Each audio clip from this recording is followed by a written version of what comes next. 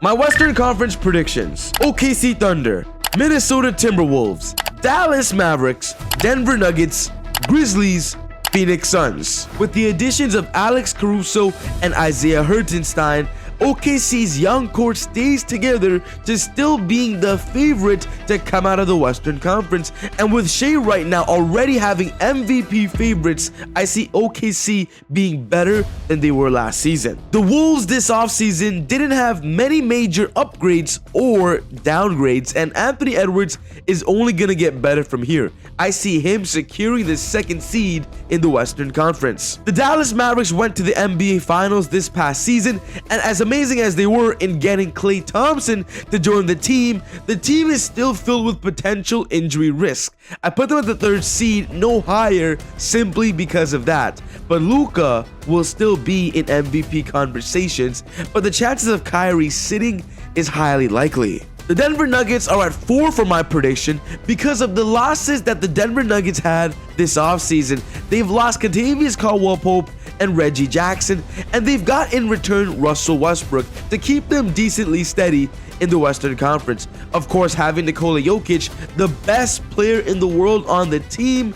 is going to of course give them and secure them a playoff spot. I still believe they're championship contenders despite the regular standings. The Grizzlies are a team that's going to surprise us this season because Ja Morant is back. Before the Ja Morant shenanigans, the Grizzlies were a comfortable 2 or 1st seed in the Western Conference, and this year they're back with a fully developed team. They could even surpass my prediction and be a top 3 seed, but I'm putting them number 5 on this list on the first year Ja comes back fully healthy. The Phoenix Suns have gotten better this offseason by bringing in Tyus Jones for a cheap deal. They still have their big 3 of Kevin Durant, Devin Booker, and Bradley Beal to run their offense, and with the support of Tyus Jones and the return of Jusuf Nurkic, the Suns are going to secure the 6th seed just as they were competing for last season. The Western Conference is so competitive, and the conversation about the play-in tournament teams are just so hot right now because literally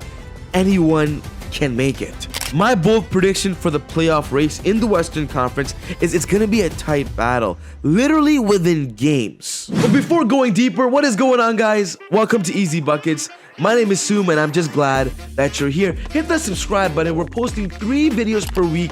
You don't want to miss these great NBA content. We want to thank SeatGeek for sponsoring our channel. If you want to go to a basketball game, a sports event, a concert, or any kind of show, you need to get your tickets on SeatGeek because they sell you cheap tickets. With our partnership, we're giving everybody $20 off their first purchase by using my code EasyBuckets. So get your tickets on SeatGeek today and use my promo code. You're gonna get a great deal and you don't want to miss it. My Western Conference play-in tournament predictions starts with the Lakers at number 7. The Lakers are put at 7 because they're bringing back the same roster as last year. D'Angelo Russell is still on the squad, Austin Reeves, LeBron, and Anthony Davis, and if they stay healthy, they should manage to make the play-in tournament. But the problem is we don't know how healthy LeBron and Anthony Davis are going to be this season, so it's all reliant on that. There are rumors that D'Angelo Russell could be traded,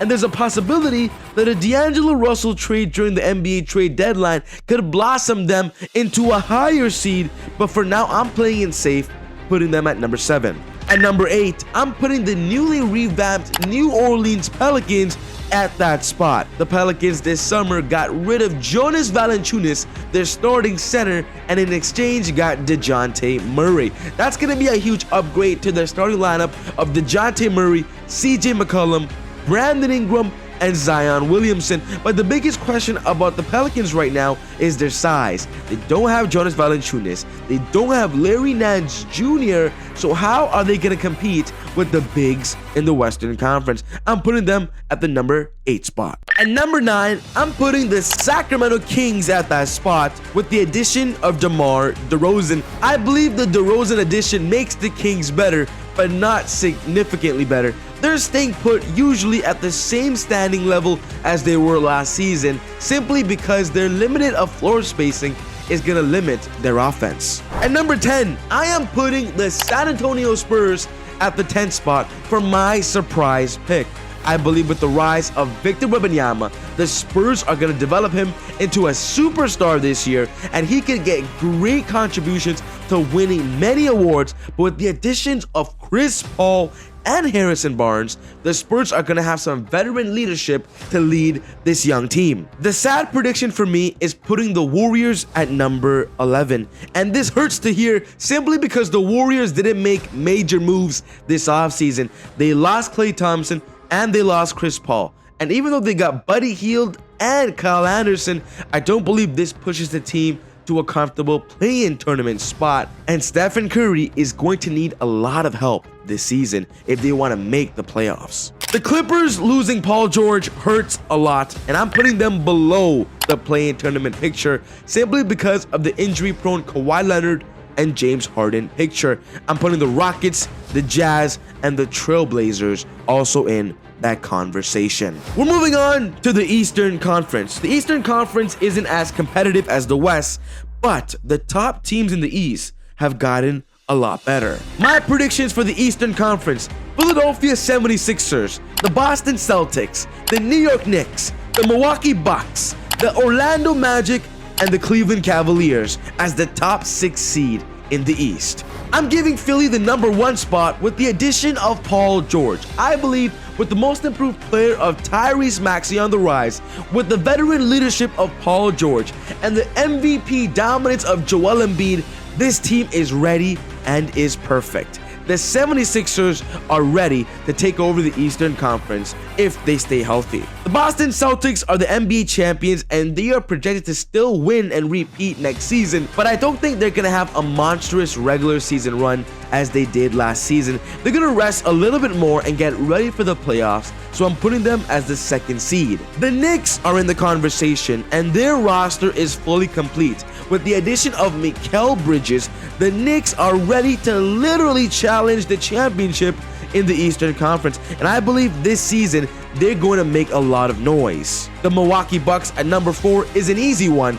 With Damian Lillard and Giannis coming back, I still see them making a comfortable playoff spot. Everybody projected them to being a 1st seed in the Eastern Conference, but we still need to see a little more from Doc Rivers before we are confident that Dame and Giannis can take it all the way. The Orlando Magic made a big move this summer by bringing in Kentavious Caldwell-Pope to support Franz Wagner and Paolo Banchero. And with the Magic proven last year to be a good regular season team, they're going to do it again with the NBA champ on the roster. The Cavaliers didn't get better or didn't get worse, but Donovan Mitchell and Darius Garland are going to continue to lead the Cavaliers to a playoff spot. The play-in tournament spots in the Eastern Conference aren't going to really matter because the top seeds in the Eastern Conference are going to just basically run through them. But these are my predictions for the play-in tournament. The Indiana Pacers at number 7, the Miami Heat at number 8, the Raptors at number 9, and the Hawks at number 10. With DeJounte Murray leading the Atlanta Hawks, people would think the Hawks would get worse,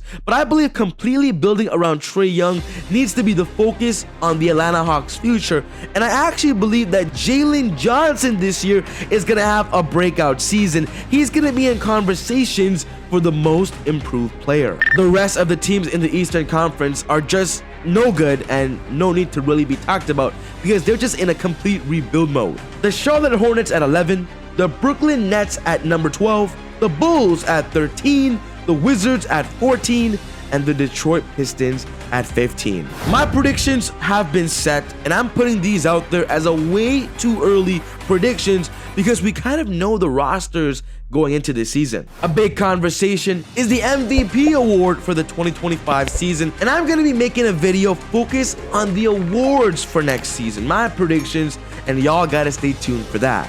As mentioned in this video, the Lakers didn't make much moves this summer besides drafting Bronny James, and with the hype around the father and son duo playing together, I don't think it was a good move. I made a video talking about the Lakers and how they made a mistake. You gotta check that video out to learn a little more, but other than that, take it easy, God bless, and I'll see you all next time on Easy